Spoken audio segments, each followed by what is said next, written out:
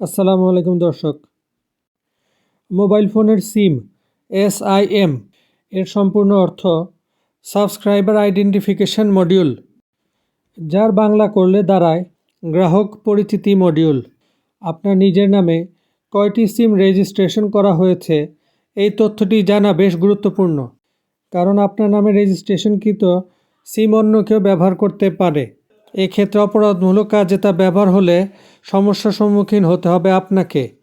তাই সমস্যায় পড়ার আগে সাবধানতা জরুরি।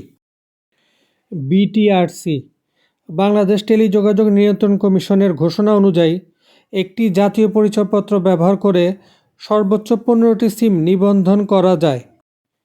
তাহলে সিম রেজিস্ট্রেশন যাচাই করবেন কিভাবে? যে কোনো সিম থেকেই নিজের নামে নিবন্ধিত হওয়া সিমের সংখ্যা জানতে পারবেন। এক্ষেত্রে কোনো টাকারও প্রয়োজন নেই। প্রথমে মোবাইল থেকে *16001# ডায়াল করুন। এরপর ফিরতি মেসেজে জাতীয় পরিচয়পত্র নম্বরের শেষের 4টি সংখ্যা চাওয়া হবে।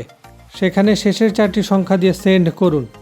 কিন্তু মনে রাখতে হবে, যেই সিম থেকে জানতে চাচ্ছেন বা কোডটি ডায়াল করেছেন তা অবশ্যই একই জাতীয় পরিচয়পত্র দিয়ে রেজিস্ট্রেশন করা থাকতে হবে।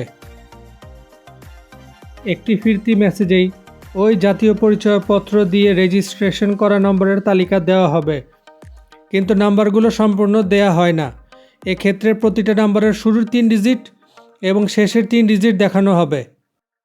সাথে থাকার জন্য ধন্যবাদ দর্শক। আসসালামু আলাইকুম।